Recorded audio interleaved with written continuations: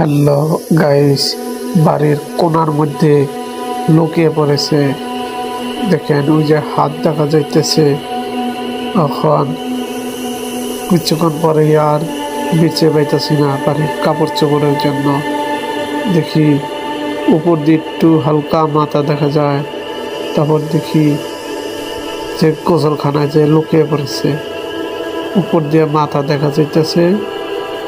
এখন এখান দিয়ে বাইরে গেছে, দেখেন হাত বেড়েছে। হাত বেরোনোর পরেই বললাম, কে মানে কি করতেছিস? অভিনয় তো খুব ভালোভাবেই করতে পারিস। দেখি খালি হিটকায় আসে আর খালি দৌড় পাড়াইতেছে, হাতের মধ্যে কি যেন লই আইতাছে, নিয়ে আর দৌড়াইতেছে আমাকে। দেখেন কিরকম ভাবে অভিনয় করার ধরন দেখেন।